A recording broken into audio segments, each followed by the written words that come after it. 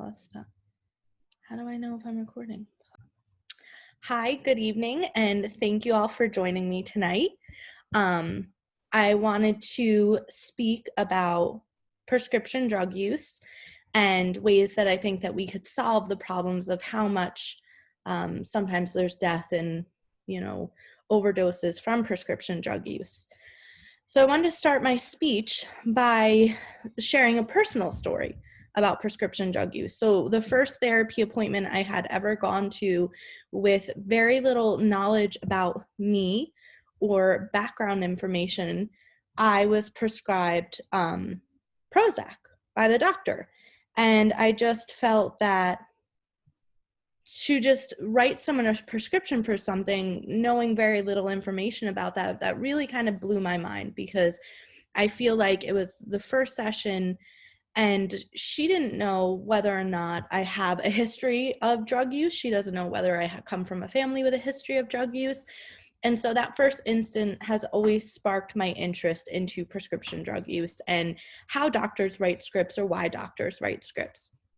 So what I want to focus on really is just how we can problem solve prescription drug use and the different things that I think that we could do.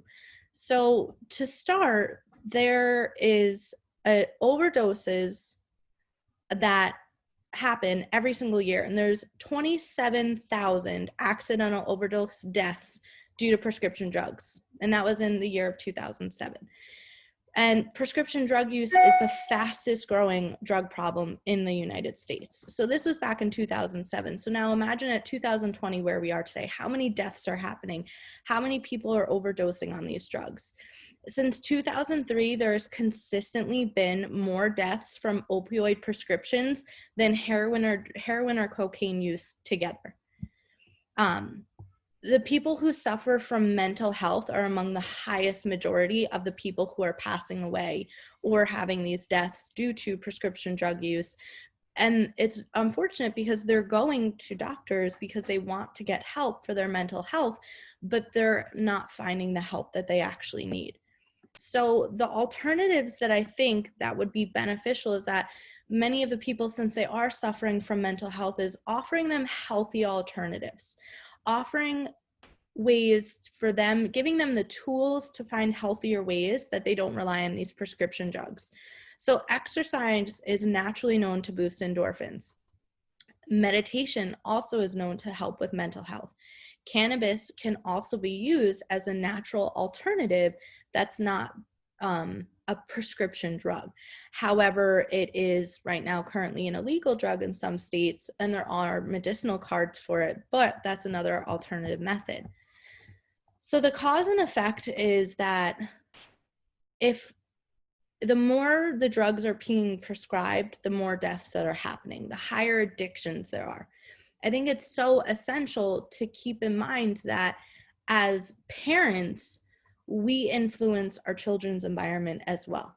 So if our children are getting prescribed these things by doctors for different instances, it's our responsibility to help try to teach them other ways to be healthier. Just as a lot of drug overdoses and deaths actually come from children getting into their parents' medicine cabinets and taking their drugs. So as parents, not only do we need to teach them, but we need to lead by example as well. So if the doctors aren't offering this insight for these children or for adults, then there's other ways that we need to find this help. If we continue to use prescription drugs and we continue to keep having them be so normalized, then the cost of prescription drugs will only continue to rise too. Prescription drugs can be incredibly expensive, especially for people who don't have insurance. And this will only allow the pharmaceutical companies to continue to get richer, which is feeding into them wanting to keep creating these drugs to keep having the doctors write the script. And, healthier alternatives such as cannabis can continue to stay illegal rather than being able to be used as another form of alternative. The benefit of offering healthier alternatives is that it leads to less deaths and less addiction.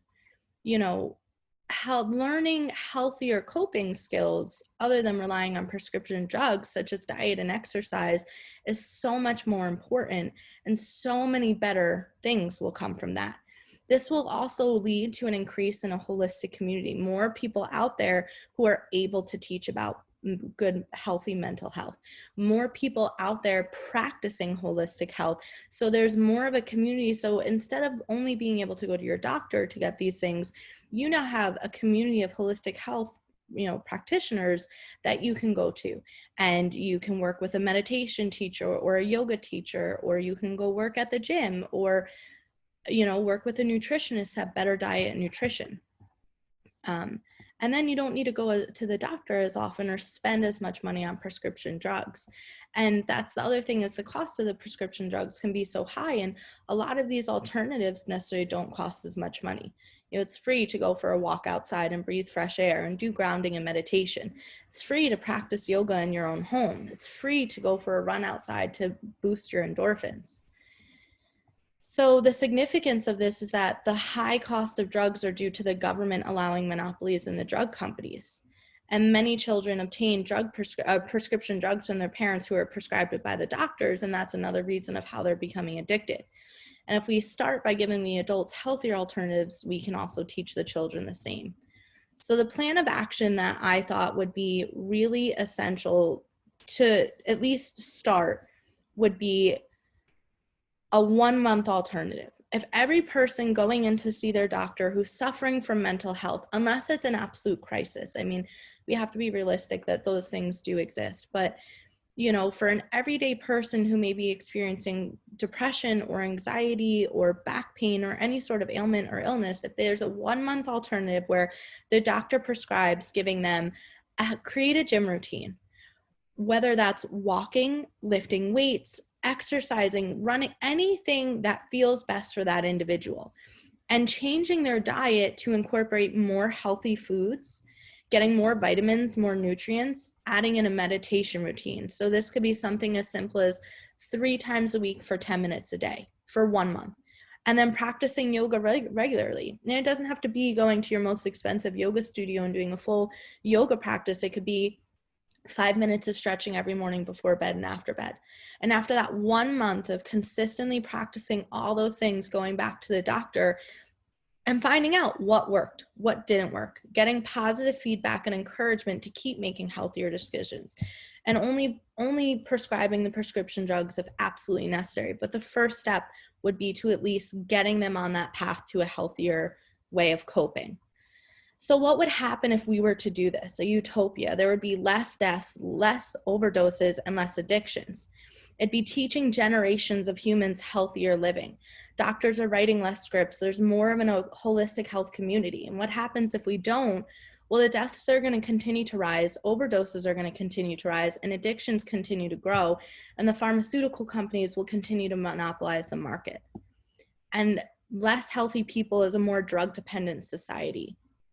Overall, I think that in the United States, we have a prescription drug epidemic. And I think that it is a problem, and the rate of deaths and the overdoses are continuing to rise. And I strongly suggest that in order to solve this problem, doctors should be offering their patients healthier alternatives, such as meditation, exercise, proper diet, and nutrition. I think that if doctors were to begin offering these alternatives, there'd be a lot healthier people in the world right now. And the purpose of my speech is to problem solve the overuse of prescription drugs, and by informing people of healthier alternative decisions. Thank you so much for taking your time to listen to my speech.